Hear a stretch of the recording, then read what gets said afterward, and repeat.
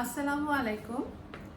ঢাকা কলেজের একাদশ শ্রেণীর মানবিক শাখার শিক্ষার্থীদের আজকে পৌরনীতি ক্লাসে তোমাদের স্বাগতম। আশা করি তোমরা প্রত্যেকেই ভালো আছো, প্রত্যেকেই সবার নিজস্ব অবস্থানে অবস্থান করছো এবং সবাই স্বাস্থ্যবিধি মেনে চলছো এবং নিজ নিজ গৃহে অবস্থান করছো। তা আজকে তোমাদের সাথে আমি এই পৌরনীতির তৃতীয় অধ্যায়ে যে টপিকটি নিয়ে আলোচনা করব সেটি হচ্ছে আইন বা ল। আরেকটি বিষয় তোমাদেরকে সবাইকে বলে রাখা দরকার যে অনেকেই প্রশ্ন করে যে আসলে কোন রাইটারের বই পড়বো। তা আমাদের ঢাকা কলেজের তোমাদের বুক লিস্টে তোমরা সবাই দেখবে যে আমরা 3জন রাইটারের পৌরনীতির বইয়ের জন্য আমরা সাজেস্ট করেছি। তো তোমাদের নিজস্ব পছন্দ অনুযায়ী এই তিনটি রাইটারের বই এছাড়াও যদি তোমাদের ব্যক্তিগতভাবে তোমরা অন্য কোনো লেখকের বই পড়তে চাও তাহলে তোমরা প্রত্যেকেই পড়তে পারো, এই বিষয়ে আমাদের কোনো বাধ্যবাধকতা নেই।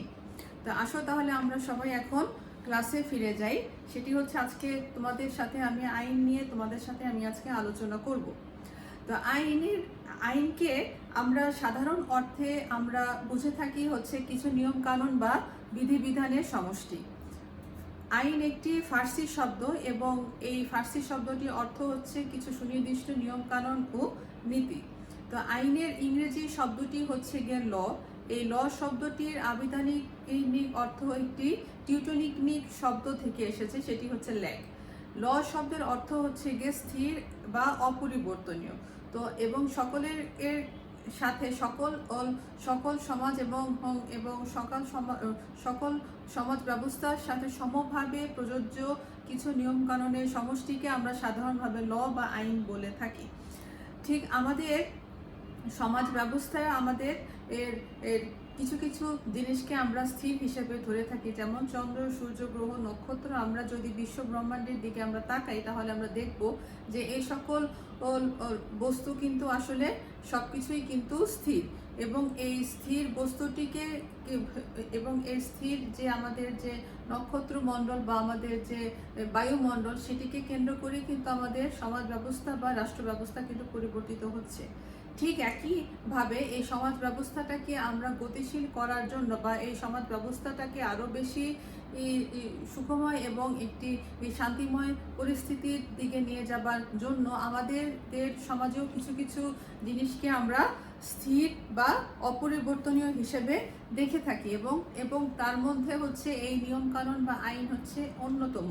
কারণ সমাজকে একটি সুন্দর, গতিশীল এবং একটি বাসযোগ্য আবাসস্থল হিসেবে সকল মানুষের কাছে উপস্থাপন করার জন্য সমাজে অবশ্যই আমাদেরকে কিছু সুনির্দিষ্ট নিয়ম কানুন বা কিছু বিধিবিধান মেনে চলতে হয়। এবং সমাজ জীবনে আমরা যদি শান্তি শৃঙ্খলা বা আমরা যদি একটি সুস্থ স্বাভাবিক পরিবেশে জীবনযাপন করতে চাই তাহলে আমাদেরকে প্রত্যেককে কিছু বিধিবিধান এবং নিয়ম নীতি আমাদের মেনে চলতে হবে। এসব বিধিবিধান বা নিয়ম কানুনের সমষ্টিকে আমরা সাধারণভাবে আমরা আইন বলে থাকি। সুতরাং আইন হচ্ছে মানুষের ব্যক্তির কিছু আচরণ নিয়ন্ত্রণ করার জন্য ও কিছু সুনির্দিষ্ট বিধিবিধান যা সমাজ এবং রাষ্ট্র কর্তৃক স্বীকৃত এবং অনুমোদিত। তো নাগরিকদের আচরণ নিয়ন্ত্রণের জন্য যে সকল অত্যাবশ্যকীয় উপাদান বা অত্যাবশ্যকীয় যে সকল বিধিবিধানের সমষ্টি যা আমাদের নাগরিক জীবনযাত্রাকে নিয়ন্ত্রণ করে এবং নাগরিক জীবনযাত্রাকে নিয়ন্ত্রণ করার সাথে সাথে আমাদের সামগ্রিক যে আচার ব্যবহার বা আমাদের যে কার্যাবলী সেটিকে নিয়ন্ত্রণ করবার জন্য যে স্বীকৃত এবং সমর্থিত যে সকল বিধিবিধান সেটিকে আমরা সাধারণ রূপে আমরা আইন বা ল বলে থাকি।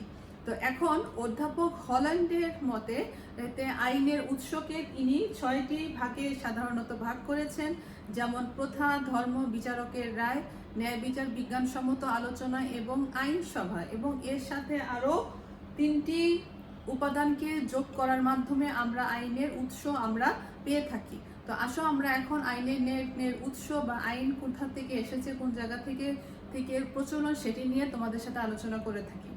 আইনের প্রাচীনতম উৎস হচ্ছে প্রথা। আমরা জানি প্রাচীনকালে আমাদের আচার ব্যবহার বা আমাদের রীতিনীতি কে নিয়ন্ত্রণ করত কিন্তু আমাদের যে সকল ধর্মীয় বিধিবিধান বা যে সকল অভ্যাস, ঠিক আছে, যে সকল অভ্যাস বা যে সকল আচার ব্যবহার বা আমাদের যে সকল রীতিনীতি যেটি সমাজের অধিকাংশ মানুষ কর্তৃক সমর্থিত এবং স্বীকৃত এবং সেগুলো দীর্ঘকাল ধরে পালিত হয়ে আসছে, সেটিকে আমরা বলে থাকি প্রথা। কারণ প্রাচীনকালে একসময় কিন্তু আইনের অস্তিত্ব কিন্তু ছিল না, তখন মানুষ এই সকল অভ্যাস এবং রীতিনীতির ভিত্তিতে তাদের নিজস্ব জীবনযাপন কিন্তু তারা পরিচালনা করত। এসব প্রচলিত প্রথা বা অভ্যাস যখন পরবর্তী সময়ে সমাজের মানুষের আচরণকে নিয়ন্ত্রণ করতে সমর্থিত হয় এবং সমাজের মানুষকে আচরণ নিয়ন্ত্রণ করার মাধ্যমে একটি শান্তিময় পরিবেশ দানের মাধ্যমে যখন রাষ্ট্র কর্তৃক স্বীকৃত হয়, সেটি পরবর্তীতে আইনের মর্যাদা লাভ করে। যেমন আমরা তা জানি যে গ্রেট ব্রিটেনের সংবিধান অলিখিত, কিন্তু এই অলিখিত সংবিধানের মাধ্যমেই বেশিরভাগ আইনই কিন্তু প্রথার উপরে ভিত্তি করে গড়ে উঠেছে। এখন আমরা দ্বিতীয় উৎস নিয়ে আলোচনা করব, সেটি হচ্ছে ধর্মীয় অনুশাসন বা ধর্মীয় যে সকল বিধিবিধান বা ধর্মীয় গ্রন্থ আমাদের সামগ্রিক নাগরিক জীবনকে আমরা নিয়ন্ত্রণ করে এবং আমাদের নাগরিক জীবনবোধকে নিয়ন্ত্রণ করবার জন্য এই ধর্মীয় অনুশাসন বা বিধিবিধানের যে প্রচলন, সেটি কিন্তু বর্তমান সময়েও যেমন প্রচলিত, ঠিক এই ধর্মীয় অনুশাসনকে মেনে চলার যে অভ্যাস বা রীতি, সেটি কিন্তু প্রাচীনকাল থেকে কিন্তু প্রচলিত হয়ে আসছে। কারণ এক সময় কিন্তু সে সময় কোনো আইন ছিল না, কোনো নিয়ম কানুন ছিল না, কিন্তু একটি জিনিস যেটি সৃষ্টির আদি পূর্ব থেকে যেটি ছিল সেটি হচ্ছে গিয়ে ধর্ম। প্রত্যেকটি মানুষের তার নিজস্ব ধর্মীয় বিশ্বাস এবং সেই ধর্মীয় বিশ্বাসের উপরে ভিত্তি করে তারা কিছু আচার ব্যবহার পালন করত এবং এই ধর্মীয় রীতিনীতি এবং বিশ্বাসগুলো পরবর্তীতে যখন জনগণ কর্তৃক সমর্থিত হয়, তখন তার কিছু বিশ্বাস আমরা সেটিকে আইনের মর্যাদা লাভ করতে দেখি। যেমন আমরা প্রাচীন রোমক আইনের যে অধিকাংশ ধারা, সেটি কিন্তু ধর্মের উপর ভিত্তি করে প্রচলিত। ঠিক একইভাবে হিন্দু সম্প্রদায়ের বিবাহ, মুসলমানদের উত্তরাধিকার আইন, এছাড়া হচ্ছে গিয়ে মুসলিম আইন, সম্পত্তি আইন সেটি নাকি কোরআন এবং সুন্নাহর উপরে যেটি নির্ভরশীল, সেটি কিন্তু অধিকাংশই কিন্তু এই ধর্মের উপরে ভিত্তি করে গঠিত। এছাড়া আমাদের পারিবারিক আইন দেখতে পারি, আমাদের সম্পত্তিগত আইন, এই সব কিছুই কিন্তু আমাদের ধর্মের উপরে ভিত্তি করে গড়ে উঠেছে। এরপর আমরা দেখব যে বিচারালয়ের সিদ্ধান্ত। বিচারকরা যখন বিচার কার্য দেশের প্রচলিত নিয়ম অনুযায়ী বিচার কার্য সম্পন্ন করে থাকে, তখন অনেক সময় দেখা যায় যে তাদের অনেক সময় শব্দগত অস্পষ্টতা বা অপরাধের ধরন সময়ের সাথে সাথে পরিবর্তন হবার কারণে নতুন ধরনের অপরাধের অনেক সময় বিচার কার্য তাদেরকে সম্পন্ন করতে হয়, যেই বিষয়ে হয়তো তারা পূর্বে অনেক সময় তারা অবগত ছিল না, কিন্তু এই নতুন পরিস্থিতিতে তাদের একটি নতুন অপরাধের যখন বিচার করতে হয়, তখন তাদের উপস্থিত যে বুদ্ধি এবং তাদের মেধা, যোগ্যতা এবং দক্ষতার উপরে ভিত্তি করে তাদেরকে অনেক সময় তাৎক্ষণিক যে কোনো বিষয়ে সিদ্ধান্ত গ্রহণ করতে হয় এবং এই যে সিদ্ধান্তগুলো তারা গ্রহণ করে, সেটি কিন্তু আদালতে বাদী এবং বিবাদী উভয় পক্ষের জন্য সুখকর এবং উভয় পক্ষের জন্যই শোভনীয় এমন কোনো নীতিতে তাদের কিন্তু নীতিগত সিদ্ধান্ত তাদের গ্রহণ করতে হয় এবং এভাবে তারা যে আদালতে একটি নতুন অপরাধের নতুন বিচার কার্য সম্পন্ন করে, সেটি পরবর্তীতে যখন বিচার কার্যগুলো হয়, সেটি একটি অন্যতম দৃষ্টান্ত হয়ে ওঠে এবং এটি পরবর্তীতে আইনের মর্যাদা লাভ করে। ঠিক এভাবে আমাদের সময়ের সাথে সাথে আমাদের নতুন আইনেরও কিন্তু জন্ম হয়ে থাকে। এরপর আমরা দেখব বিজ্ঞানসম্মত আলোচনা। তো বিজ্ঞানসম্মত আলোচনা আর বিষয় যেটি আমরা বলবো, সেটি হচ্ছে অনেক সময় অনেক প্রখ্যাত আইনজ্ঞ বা যাদের আইন বিষয়ে যাদের অনেক দক্ষতা বা জ্ঞান আছে, তাদের বিভিন্ন রকম আলোচনা, বিশ্লেষণ এবং তাদের যে সকল গ্রন্থসমূহ আছে, সেই গ্রন্থসমূহ বিচারকরা তারা কোনো বিতর্কিত বিচার কার্য সম্পন্ন করে, তখন এই আইনজ্ঞদের তাদের যে মতামত এবং তাদের যে বিশ্লেষণগুলো, সেই বিশ্লেষণগুলো তারা অবলোকন করে এবং সেই বিশ্লেষণের ভিত্তিতে তারা তাদের বিচার কার্যের একটি নতুন গতি আনতে সমর্থ হয়। এবং এভাবে আমরা অনেক নতুন নতুন আইনের কিন্তু জন্ম দিতে দেখি এবং এই সকল বিশ্লেষণের ভিত্তিতে, এই সকল আলোচনা, এই সকল গ্রন্থের ভিত্তিতে অনেক নতুন নতুন আইনের কিন্তু তৈরি হয় এবং যার ভিত্তিতে নাকি বিচার কার্যটা আরও বেশি সহজতর হয়। কারণ আমাদের মনে রাখতে হবে যে আমাদের সমাজের যে ধারাবাহিকতা বা আমাদের যে পরিবর্তনশীলতা, এই পরিবর্তনশীলতার সাথে সাথে কিন্তু অপরাধের ধরনও কিন্তু দিন দিন কিন্তু পরিবর্তিত হচ্ছে। এক সময় মানুষের অপরাধ কিন্তু কিছু কিছু ক্ষেত্রে কিন্তু সীমাবদ্ধ ছিল, কিন্তু এখন যেহেতু তো ডিজিটাল পদ্ধতিতে আমরা বসবাস করছি, তাই এই ডিজিটাল পদ্ধতির সাহায্যে অনেক ধরনের অপরাধ সংগঠিত হচ্ছে, যেটি নাকি পূর্বে এক সময় ছিল না। তো এই নতুন অপরাধগুলোর সাথে নিজেকে খাপ খেয়ে নেওয়া বা এই নতুন অপরাধের জন্য নতুন নতুন যে রায় ঘোষণা করা, সেটি কিন্তু বিচারকদের সবসময় আপ টু ডেট সবসময় থাকতে হয়। যেমন আমরা দেখি যে উল্লেখযোগ্য উদাহরণ হিসেবে ইংল্যান্ডের কোক এবং ব্ল্যাকস্টোন এবং মার্কিন যুক্তরাষ্ট্রের স্টোরি এবং কেন্ট প্রমুখ যে আইন বিশেষজ্ঞ, তাদের গবেষণা বিচারকদের জন্য একটি ফলপ্রসূ উদাহরণ হিসেবে আমরা দেখে থাকি। এরপর আমরা দেখব ন্যায়বোধ। তো আইন কিন্তু নির্দিষ্ট ও স্থিতিশীল, আইনের কিন্তু সাধারণত কিন্তু কখনো পরিবর্তন কিন্তু হয় না, কিন্তু সমাজ কিন্তু পরিবর্তনশীল এবং গতিময়। এবং এই যে পরিবর্তিত সমাজ ব্যবস্থার সাথে যুগোপযোগী বা সমাজের সাথে মানানসই চিন্তা চেতনাটাকে আরও বেশি যুগোপযোগী করার জন্য মানুষকে অবশ্যই সচেতন এবং অবশ্যই ভালো বিচার বুদ্ধি সম্পন্ন ও কিছু নতুন আইন তাদের নিজস্ব ন্যায়বোধ বা নিজস্ব যে নৈতিকতা থেকে তাদেরকে আনতে হয়। এবং বিচারকদের ন্যায়বোধের থেকেই কিন্তু এভাবে কিন্তু নতুন নতুন অনেক ধরনের আইনের তৈরি হয়ে থাকে এবং যেটি পরবর্তীতে কিন্তু অন্যান্য বিচারকদের কাছে একটি অন্যতম দৃষ্টান্ত হিসেবে ধরা দিয়ে থাকে।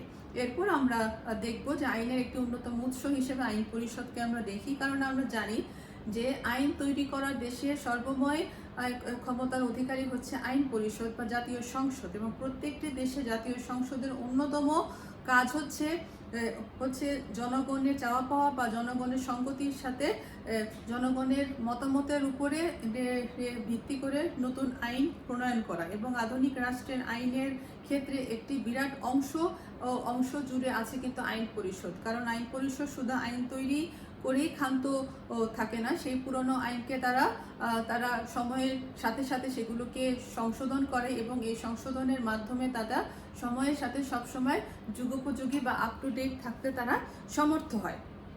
এরপরে আরেকটি আইনের অন্যতম উৎস দেখব আমরা জনমত বা পাবলিক ওপিনিয়ন। অনেক রাষ্ট্রবিজ্ঞানী বা অনেক মনীষীদের মতে জনমত হচ্ছে আইন তৈরির একটি অন্যতম উৎস। কারণ আইনসভায় যে আইনগুলো তৈরি হয়, সেই আইনগুলো কিন্তু আসলে জনমতের ভিত্তিতে বা জনমতের একটি প্রতিফলনই কিন্তু আমরা দেখে থাকি। কারণ আমাদের জনগণের যে নির্বাচিত সরকার বা নির্বাচিত যে সকল সংসদ সদস্য, তারা যখন সংসদে বসে তারা যখন আইন তৈরি করে, তখন কিন্তু তারা জনগণের যে চাওয়া পাওয়াগুলো সেটি কিন্তু আইন পরিষদের সামনে তারা তুলে ধরে এবং এভাবে কিন্তু নতুন নতুন অনেক আইন তারা তৈরি হয়ে থাকে। এরপর আমরা দেখব প্রশাসনিক ঘোষণা বা যাকে আমরা বলি অ্যাডমিনিস্ট্রেটিভ ডিক্লারেশন। তো বর্তমানে আইন পরিষদের ক্ষমতা এবং ব্যাপ্তি অনেক শুধুমাত্র আইন তৈরি করার কাজেই কিন্তু ন্যস্ত নয়, তাদেরকে কিন্তু অনেক ধরনের কার্যাবলী তাদেরকে সম্পাদন করতে হয়। এবং এই জটিলতার তাদের এই আইন তৈরি করার এই জটিলতার যে কাজটি, সেই কাজটি সুচারুভাবে অনেক সময় সম্পাদন করতে তারা অনেক সময় দেখা যায় সমর্থ হয়ে ওঠে না। তাই এই আইনসভা যেটি করে সেটি হচ্ছে আইনসভা তার অনেকাংশে তাদের যে নির্বাহী বিভাগ বা শাসন বিভাগের কর্মকর্তাদের কাছে কিছু কিছু ক্ষমতা তারা হস্তান্তর করেছে তাদের আইন পরিষদের কাজটাকে আরো লাঘব করার জন্য। এবং এভাবে যে এভাবে এই যে আইন পরিষদ কর্তৃক যে ক্ষমতাগুলো শাসন বিভাগটা পেল এবং এই যে অর্জিত ক্ষমতা বলে শাসন বিভাগের সদস্যরা এই আইন বিভাগের সদস্য কর্তৃক অর্জিত ক্ষমতা বলে যে সকল আইন তৈরি করে থাকে সেটিকে আমরা বলে থাকি প্রশাসনিক আইন বা অ্যাডমিনিস্ট্রেটিভ ডিক্লারেশন। এরপরে হচ্ছে গিয়ে আইনের উৎস হিসেবে সর্বশেষ এবং সবচেয়ে গুরুত্বপূর্ণ উৎস সেটি হচ্ছে সংবিধান। কারণ আইন তৈরির কারণ সংবিধান হচ্ছে একটি রাষ্ট্রের বাইবেল হিসাবে, আইন তৈরির একটি বাইবেল হিসেবে আমরা তাকে ধরে নিই। কারণ সংবিধানের মাধ্যমে সরকার এবং তাদের যে বিভিন্ন বিভাগের যে ক্ষমতা, তাদের দায়িত্ব, তাদের কাজের যে পরিধি, এই সকল বিষয় সম্পর্কে সবাই অবগত হয় এবং সংবিধানের নির্দেশিত বিধানাবলী সাপেক্ষেই কিন্তু আইনসভা তাদের যে দৈনন্দিন কর্মকাণ্ড সেটি কিন্তু করে থাকে। তো এখন আইনকে সাধারণত আমরা দুই ভাগে ভাগ করে থাকি। যেমন অধ্যাপক হল্যান্ড বলেছেন আইন কিন্তু সাধারণত দুই ভাগে বিভক্ত, একটি হলো জাতীয় আইন আর একটি হচ্ছে আন্তর্জাতিক আইন। জাতীয় আইনকে তিনি আবার দুভাগে ভাগ করেন, একটি হলো সরকারি আইন, একটি হলো বেসরকারি আইন। এবং ঠিক একইভাবে সরকারি আইনকে তিনি আবার তিন ভাগে ভাগ করে থাকেন, একটি হলো সাংবিধানিক আইন, একটি প্রশাসনিক আইন আর একটি হলো ফৌজদারি আইন। এখন তোমাদের এই আইনের বিভাগ বা আইনের যে সকল শ্রেণী বিভাগ সেই বিষয়টি নিয়ে তোমাদের সাথে এখন আমি আলোচনা করব। তো সাধারণভাবে আইনকে যে আমরা দুই ভাগে ভাগ করি, একটি হলো জাতীয় আইন আর একটি হলো আন্তর্জাতিক আইন। তো জাতীয় আইন বলতে আমরা সেই ধরনের আইনকে বুঝাই যে একটি দেশের নিজস্ব ভূখণ্ডের ভিতরে বা নিজস্ব একটি দেশের অভ্যন্তরে তাদের যে আমাদের দেশের সার্বভৌম শক্তির ভিত্তিতে আমাদের যে সকল আইন আমরা তৈরি করি এবং আমাদের নিজস্ব দেশে সেটি প্রয়োগ করি সেটিকে সাংবিধানিক আইন বলে। আরও সহজভাবে তোমাদেরকে যদি একটি উদাহরণ দিয়ে বলি যে ধরো আমরা বাংলাদেশ আমাদের নিজস্ব একটি ভূখণ্ড, আমাদের একটি নিজস্ব সংবিধান আছে, আমাদের নিজস্ব একটি আইন পরিষদ আছে এবং বাংলাদেশের জনসাধারণের জন্য বাংলাদেশ সরকার আমাদের নিজস্ব দেশের জন্য যে আইন তৈরি করেছে সেটি কিন্তু হচ্ছে গিয়ে আমাদের সবকিছু আমাদের সংবিধানে লিপিবদ্ধ আছে এবং বাংলাদেশের নাগরিক হিসেবে আমরা সেটিকে প্রত্যেকের আমাদের অবশ্যই মেনে চলতে বাধ্য। এবং এভাবেই কিন্তু আমরা আমাদের দেশের আইন শুধুমাত্র আমরাই মেনে চলবো। ঠিক একইভাবে আমাদের পার্শ্ববর্তী দেশ ভারতের তাদের নিজস্ব দেশের আইন তারা মেনে চলবে ঠিক একইভাবে। এবং প্রত্যেকটি দেশের রাষ্ট্র পরিচালনা করার জন্য তাদের জনগণের জন্য সরকার কিছু আইন তৈরি করে এবং সেটি শুধুমাত্র তাদের দেশের অভ্যন্তরেই কিন্তু প্রচলিত। ঠিক আছে, এটি কিন্তু নিজ দেশের বাইরে কোথাও তারা এই আইনটি কার্যকর হবে না। এভাবে প্রত্যেকটি দেশে তাদের নিজস্ব ক্ষেত্রের মধ্যে, অভ্যন্তরীণ ক্ষেত্রের মধ্যে যে আইনগুলো তৈরি হয় এবং ওই দেশের মানুষের জন্যই সেটি কার্যকর হয় সেটিকে আমরা বলে থাকি জাতীয় আইন। এখন আমরা দেখব যে আন্তর্জাতিক আইন বলতে আসলে কাকে বোঝানো হয়। যে আইনের মাধ্যমে আন্তর্জাতিক ক্ষেত্রে বিভিন্ন রাষ্ট্রের মধ্যে সম্পর্ক নির্ধারিত হয়ে থাকে, যেমন বাংলাদেশের সাথে ভারতের সম্পর্ক, বাংলাদেশের সাথে আমেরিকার সম্পর্ক, বাংলাদেশের সাথে ইউরোপের সম্পর্ক, বাংলাদেশের সাথে অস্ট্রেলিয়ার সম্পর্ক। ঠিক একইভাবে প্রত্যেকটি দেশ তাদের পররাষ্ট্রনীতি নির্ধারণের জন্য বিভিন্ন দেশের সাথে কখনো কখনো মৈত্রী সম্পর্ক, কখনো কখনো খারাপ সম্পর্ক, এই ধরনের সম্পর্ক তৈরি করে থাকে এবং যেই আইনের মাধ্যমে সেই সম্পর্কগুলো নির্ধারিত হয় এই আন্তর্জাতিক সম্পর্ক নির্ধারণকারী আইনকে আমরা বলে থাকি আন্তর্জাতিক আইন। এখন সাংবিধানিক আইন বা শাসনতান্ত্রিক আইন বলতে আমরা কোন আইনকে বুঝে থাকি? তো সাংবিধানিক আইন বলতে যে আইন বা নীতিমালার মাধ্যমে শুধুমাত্র সরকারের গঠন, সরকারের কর্মকাণ্ড, সরকারের কার্যাবলী এবং সরকারের যে মেয়াদ, সরকার সম্পর্কিত যে সকল বিধিবিধান যে আইনের মাধ্যমে নির্ধারিত হয় সেটিকে আমরা বলে থাকি সাংবিধানিক আইন বা শাসনতান্ত্রিক আইন। আর প্রশাসনিক আইন বলতে বোঝানো হয় যে ব্যক্তির সাথে শাসন বিভাগের যে সম্পর্ক বা এই যে দেশের সরকার দেশের ব্যক্তিদেরকে শাসন কাঠামো পরিচালনা করছে, সরকারের সাথে শাসন বিভাগের সরকারের সাথে জনগণের যে সম্পর্ক এবং জনগণের যে সকল কাজগুলো জনগণের জন্য সরকার করছে, সরকার জনগণের জন্য যা কিছু করছে, জনগণ সরকারের জন্য যা কিছু করছে, ঠিক একইভাবে যে জনগণের সাথে সরকারের সম্পর্ক নির্ধারণকারী যে সকল আইনগুলো সেটিকে আমরা বলে থাকি প্রশাসনিক আইন। আর ফৌজদারি আইন বলতে বোঝানো হয় যে সমাজে শান্তি শৃঙ্খলা বা সমাজের নাগরিক জীবনের নিরাপত্তা বিধানের জন্য আমাদের প্রত্যেকেরই এই রাষ্ট্রের থেকে কিছু কিছু আইন মেনে চলতে হয় এবং এই যে অপরাধীকে শাস্তি দেওয়া, অপরাধীকে দণ্ড দেওয়ার যে নীতির উপরে ভিত্তি করে যে আইন তৈরি হয় সেটিকে আমরা বলে থাকি ফৌজদারি আইন। তো এখন আমরা জানবো যে আইন কাকে কে বলে, আইনের উৎস এবং আইনের শ্রেণীবিভাগ সম্বন্ধে পড়লাম। এখন আইনের সাথে আরেকটি জিনিস খুবই গুরুত্বপূর্ণ, সেটি হলো নৈতিকতা, বা যাকে আমরা বলি মোরালিটি।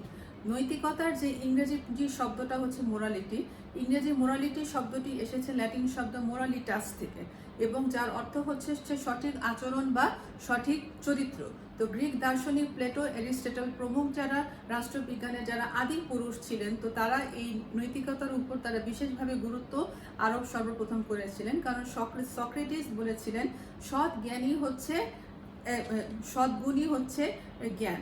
তো তিনি বিশ্বাস করতেন যে জ্ঞানী গুণী ব্যক্তিরা কখনো সমাজে কোনো অপরাধ বা অন্যায় কখনো করতে পারে না, এবং এই যে ন্যায়বোধের যে ধারণা বা এই যে জ্ঞান এবং জ্ঞানী গুণী ব্যক্তির ভিতরে যে মানবিকতা, সেই বিষয়টির উৎসটা কিন্তু সর্বপ্রথম সক্রেটিসই আমাদেরকে বলেছিলেন। আর অন্যায়বোধের উৎস হচ্ছে অজ্ঞতা। তো পরবর্তীতে যারা রোমান দার্শনিক যারা ছিল, তারা এই প্রথাগত আচরণের সাথে মাস শব্দটি যুক্ত করেন, এবং এই ল্যাটিন এই মাস শব্দ থেকে মোরালস এবং মোরালিটি শব্দটির উদ্ভব ঘটেছে। তো মোরালিটি বা নৈতিকতা হচ্ছে মানুষের আচরণের যে প্রত্যেকটি মানুষের ভিতরে অন্তর্নিহিত যে সকল ধ্যান ধারণা বা চিন্তা ভাবনা, যে সকল শক্তি যা আমাদের যে সুকুমার বৃত্তি অনুশীলনে আমাদের সাহায্য করে। এবং নৈতিকতা বা ন্যায়বোধ এটি হচ্ছে একটি মানসিক বিষয়। এটি আসলে মানুষের একটি উচ্চ গুণাবলীর একটি সংমিশ্রণ আমরা অনেক সময় বলতে পারি। কারণ এই নীতি নৈতিকতা সমাজে মানুষের যে সকল কর্মকাণ্ড, কোনটি ভালো কোনটি মন্দ, আমাদের প্রত্যেকটি মানুষের কর্মকাণ্ড কিন্তু এই ন্যায়বোধ থেকে কিন্তু পরিচালিত হয়। নৈতিকতা, কারোর নৈতিকতাকে ইতিবাচক অর্থে আমরা দেখি, কারোর নৈতিকতাকে আমরা নেতিবাচক অর্থেও আমরা দেখে থাকি। কি কারণ হচ্ছে গিয়ে সমাজের যে প্রত্যেকটি মানুষের যে চিন্তা ভাবনা কখনো একরকম না। এই যে মানুষের যে সৎ গুণাবলী বা মানুষের যে ইতিবাচক গুণাবলীর যে সকল সমষ্টি, সেটি হচ্ছে গিয়ে নৈতিকতা বা মোরালিটি একটি বলতে আমরা বুঝে থাকি। এবং এই নৈতিকতা বা মোরালিটি এটি পুরোপুরি একজন ব্যক্তির মানবীয় গুণাবলীর এই সমষ্টি। কারণ এই নৈতিকতা কখনো খালি চোখে কখনো দেখা যায় না। শুধুমাত্র আইন বা রাষ্ট্রের কিছু বিধিবিধান দিয়েই কিন্তু মানুষের নাগরিক জীবন কখনো নিয়ন্ত্রণ করা যায় না। বরং এই যে নৈতিকতা, যে জনগণের প্রতি শ্রদ্ধাবোধ, সকলকে নীতিবান হতে পরামর্শ দেওয়া, দুর্নীতি এবং স্বজনপ্রীতি লিপ্ত না থাকা, আইনকে উজ্জ না করে আইনকে সবসময় শ্রদ্ধা করা। মানুষ যদি মানুষের ভিতরে বিবেকবোধ থেকে যদি আইনকে শ্রদ্ধা না করে, তাহলে কিন্তু কখনো একটি দেশে আইন কখনো সঠিকভাবে কিন্তু কখনো প্রচলন হতে পারবে না। তো নৈতিকতা মূলত এটি একটি ব্যক্তিগত এবং সামাজিক বিষয়। নৈতিকতা মানুষের আচরণকে নিয়ন্ত্রণ করে এবং তার প্রধান লক্ষ্যই হচ্ছে সমাজ কল্যাণ এবং মানব কল্যাণ, এবং এভাবে একটি শান্তিময় সমাজ ব্যবস্থা গড়ে তোলা যায়। এখন নৈতিকতার সাথে আইনের যে একটি সম্পর্ক, সেটি কিন্তু গভীর। নৈতিকতার সাথে আইনের যদি আমরা সম্পর্ক বিশ্লেষণ করি, তাহলে এর মধ্যে কিছু সাদৃশ্য দেখব, এর মধ্যে কিছু বৈসাদৃশ্য দেখব। উভয়ের মধ্যে কিছু মিল আছে, আবার কিছু অমিলও আছে। যেমন আমরা দেখব, আমরা যদি এই সাদৃশ্যের কথা আমরা যদি আলোচনা করি, তাহলে আমরা দেখব যে আইন এবং নৈতিকতার লক্ষ্য কিন্তু এক এবং অভিন্ন। উভয়ের কাজ কিন্তু সমাজে কিন্তু শান্তি শৃঙ্খলা বজায় রাখা। যেমন আইন তার আইন প্রয়োগ করে সমাজে শান্তি শৃঙ্খলা ঠিক রাখে, ঠিক নৈতিকতা কি করে মানুষের মধ্যে এই ভালো গুণাবলীর সংমিশ্রণ ঘটিয়ে আইনটাকে যেন প্রত্যেকটি মানুষ সঠিকভাবে মেনে চলে, সেই দিকটির প্রতি খেয়াল রাখে। কারণ প্রত্যেকটি মানুষের মধ্যে যদি নীতিগতভাবে যদি সঠিক গুণাবলীর সংমিশ্রণ না ঘটে, তাহলে কিন্তু আইনটাকে কিন্তু কোনো মানুষ মেনে চলবে না। এবং উভয়েরই লক্ষ্য হলো গিয়ে সমাজের শান্তি শৃঙ্খলা বজায় রাখা এবং মানব কল্যাণ সাধন করতে চেষ্টা করা। যেমন একে অপরের আইন এবং নৈতিকতা আমরা একে অপরের পরিপূরক বা একে অপরকে প্রভাবিত করে আমরা বলতে পারি। যেমন ন্যায় এবং অন্যায় সম্পর্কিত যে আমাদের যে ভিতরকার যে ধারণা, সেটা অনেক সময় কিন্তু আইনে পরিণত হয়। যেমন আমরা অনেক সময় আমাদের যে অনেক আইন কিন্তু কোনো দিকে দূর করে করে সুনীতিকে প্রতিষ্ঠিত করতে সমর্থ হয়। যেমন সতীদাহ প্রথা বা সম্মরণ প্রথাকে একসময় ভারতে নীতি বা ধর্মভঙ্গে বলে মনে করা হতো এবং ব্রিটিশ সরকার সেটিকে আইন করে সেটিকে এই প্রথাটাকে বন্ধ করে দেয় এবং বর্তমানে আমরা দেখি প্রায় অনেক অনেক রাষ্ট্রে এই যে বর্ণপ্রথাটাকে সাংবিধানিকভাবে আইন করে সেটিকে রহিত করে দেওয়া হয়েছে, কারণ মানুষের মধ্যে সৎ গুণাবলী বা ভালো গুণাবলীর সংমিশ্রণ ঘটেছে এবং সমাজের যে সকল কর্মকাণ্ড বা সমাজে যে সকল প্রথা যেটিকে নাকি কি সুনীতিকে কে পরিহার করে কুনীতি প্রতিষ্ঠিত করতে পারে, এই ধরনের এর বিবেক যখন মানুষের মধ্যে যখন জাগ্রত হয় তখন সমাজই সেটিকে আইন তৈরি করে সেটিকে বন্ধ করতে অনেক সময় সমর্থ হয়। নৈতিকতা এবং আইন উভয়ের মধ্যে একটি ঘনিষ্ঠ সম্পর্ক রয়েছে। আইন হচ্ছে মানুষের সামাজিক যে ন্যায়বোধের সেটির প্রতিফলন, কারণ যে দেশের আসলে মূল্যবোধ অনেক বেশি বা সেই দেশের কিন্তু জনগণ কিন্তু আইনটাকে মেনে চলেও কিন্তু অনেক বেশি, এবং যে সকল দেশের জনগণের মধ্যে মূল্যবোধ বা ভালো গুণাবলীর সংমিশ্রণ খুব কম, সেই দেশে কিন্তু আইন কখনো তৈরি হওয়া যায় না, বা সে আইনটাকে যদি আমরা তৈরিও করি তাহলে কিন্তু মানুষ কখনো মেনে নিবে না। এভাবে একে অপরকে আইন তৈরি করতে এবং সেটিকে বলবৎ করতে অবশ্যই কিন্তু আইনার আর নৈতিকতাকে পাশাপাশি অবস্থানে থাকতে হয়। আইনের মতো নৈতিকতাও কিন্তু সমাজ এবং রাষ্ট্র নির্ভরশীল একটি ব্যবস্থা আমরা বলতে পারি, কারণ সমাজ ব্যবস্থা এবং রাষ্ট্র ব্যবস্থা পরিবর্তনের সাথে সাথে আমাদের কিন্তু নৈতিক ধ্যান ধারণা বা আদর্শেরও কিন্তু অনেক সময় পরিবর্তন ঘটে। যেমন ধনতান্ত্রিক সমাজ ব্যবস্থায় সম্পত্তি অর্জন এবং তার প্রভাব প্রতিপত্তি যে বৃদ্ধি করা সেটি কিন্তু অবাধ যে একটি প্রতিযোগিতা ছিল, সেটি ছিল কিন্তু অত্যন্ত নির্মম এবং সেখানে কিন্তু স্বার্থপরতা, লোভ লালসা সেটির উপরে ভিত্তি করেই কিন্তু গড়ে ওঠে। কিন্তু আমরা সমাজতান্ত্রিক সমাজ ব্যবস্থায় আমরা দেখি যে প্রত্যেকটি মানুষই সমাজে সমান, এখানের মধ্যে কোনো শ্রেণীভেদ নাই, কোনো শ্রেণী বিভাজন নাই এবং প্রত্যেকেই যার নিজস্ব কোনো ব্যক্তি মালিকানা নেই। সমস্ত দেশের একটি দেশের সমস্ত যে জমির মালিক হচ্ছে গিয়ে রাষ্ট্র এবং জনগণ প্রত্যেকেই সমানভাবে সেটিকে ভোগ করবে। এভাবে আইন এবং নৈতিকতার মধ্যে আমরা কিছু মিল দেখি। এখন আমরা আলোচনা করব আইন আর নৈতিকতার মধ্যে পার্থক্য বা বৈসাদৃশ্য সমূহ কি। আইন আমাদের বাহ্যিক আচরণকে নিয়ন্ত্রণ করে, মানুষের মনকে নিয়ন্ত্রণ করার বা এই যে মানবিক গুণাবলীকে নিয়ন্ত্রণ করার যে শক্তি বা যে ক্ষমতা সেটি কিন্তু আইনের নেই, সেটি আছে নৈতিকতার। নৈতিকতা মানুষের অভ্যন্তরীণ যে ইতিবাচক যে ধারণা সেটিকে জাগ্রত করার মাধ্যমে সমাজ ব্যবস্থা পরিবর্তন করতে সমর্থ হয়, আর আইন আমাদের বাহ্যিক যে আচরণ সেটিকে নিয়ন্ত্রণ করার মাধ্যমে সমাজ ব্যবস্থা একটি ইতিবাচক পরিবর্তন করতে তারা সমর্থ হয়। আইন সুনির্দিষ্ট এবং সুস্পষ্ট, কিন্তু নৈতিকতা কিন্তু অনির্দিষ্ট এবং অস্পষ্ট। এমন দেশে কিন্তু সকল মানুষের জন্য একই রকম আইন কিন্তু প্রযোজ্য হয়, কিন্তু আমরা দেখি নৈতিকতার ক্ষেত্রে কিন্তু সমাজভেদে, রাষ্ট্রভেদে কিন্তু বিভিন্ন রকমের হতে পারে এবং দেশকাল পাত্র ভেদে বা মানুষের ভিতর বিভিন্ন রকম নৈতিকতা গুণসম্পন্ন মানুষ আমরা দেখতে পারি। যেমন একসময় ভারতবর্ষে বিধবা বিবাহটাকে অনৈতিক বলে মনে করা হতো, কিন্তু পরবর্তীতে এই বর্ণপ্রথাকেও কিন্তু অনৈতিকভাবে তারা মনে করা হতো, কিন্তু বর্তমানে বর্ণপ্রথা এবং এই যে বাল্য বিবাহটাকে সেটিকে একটি আইন করে সেটি পরবর্তীতে এটিকে বাদ দিয়ে দেওয়ার একটি সিদ্ধান্ত নেওয়া হয়। এছাড়া নৈতিকতা মূলত হচ্ছে কি মানুষের ব্যক্তিগত এবং সামাজিক ব্যাপার, অপরদিকে হচ্ছে আইন হচ্ছে রাষ্ট্রীয় ব্যাপার।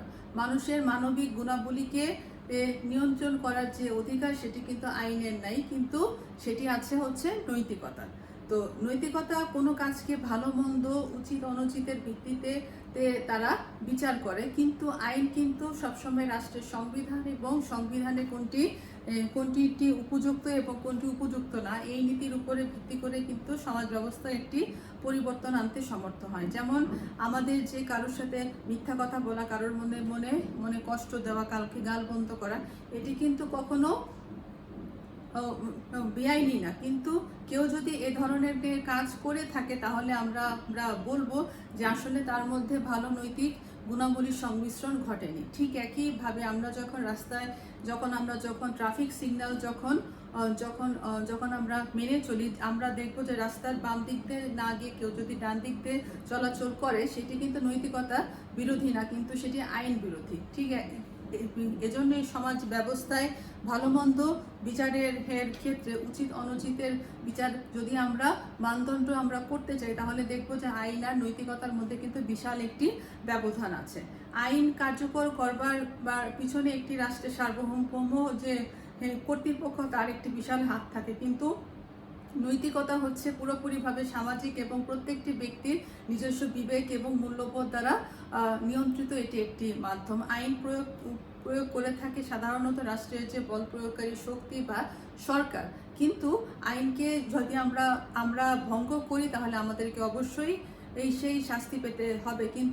কিন্তু নৈতিকতার পিছনে আমরা দেখে থাকি যে আসলে কিন্তু কোনো বল প্রয়োগকারী কিন্তু কোনো শক্তি নেই। নৈতিকতাটাকে আমাদেরকে প্রযুক্ত করতে হয় যার নিজস্ব অভ্যন্তরীণ শক্তির মাধ্যমে, নিজস্ব ইচ্ছা শক্তির মাধ্যমে। যে ব্যক্তির ভালো নৈতিকতা নেই তাকে আমরা বড়জোর আমরা বলতে পারি যে আসলে তার বিবেকের দংশন হয়েছে, এবং এভাবেই কিন্তু একটি উন্নত সমাজ ব্যবস্থা প্রচলন করার হার থেকে সে কিন্তু ব্যর্থ হয়েছে।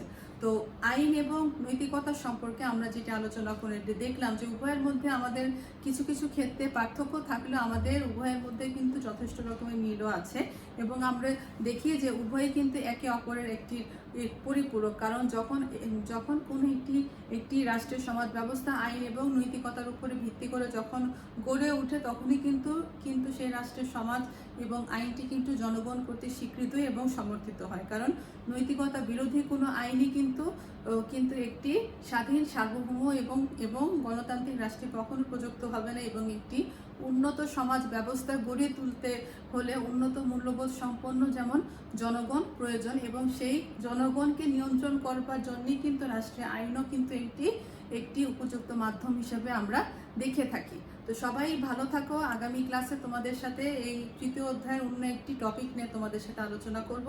ধন্যবাদ।